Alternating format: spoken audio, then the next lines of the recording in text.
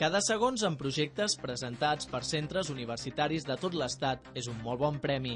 Ho sosté el professor de Sistemes de Regulació i Control Automàtic i tutor del projecte, Josep Vidal. Un projecte que ha consistit en un vaixell biònic, una embarcació sense balanceig, que té 4 metres i mig de llargada i d'amplada 1,60. Té capacitat per a 4 persones.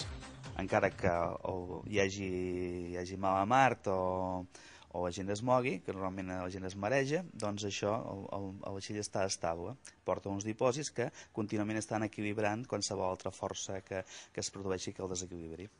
El concurs que es convoca cada 2 anys hi sol participar l'IES al Penedès. El dels vilafranquins és un dels 10 millors projectes de tot l'Estat, en la que ja és la 5a edició del concurs de prototips d'automatització i accionaments en la modalitat de regulació i control automàtics que convoca l'empresa Siemens. Dóna la satisfacció perquè també et donen un premi, no? En aquest cas ens donaran al voltant d'uns 6.900 euros en material, o sigui, ningú es posarà cap diner ni res.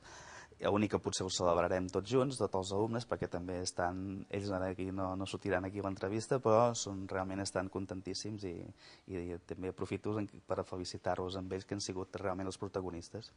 15 alumnes han pres part d'aquest projecte, que els ha servit per aplicar el que han estat estudiant al llarg del curs, els sistemes de regulació i automatisme.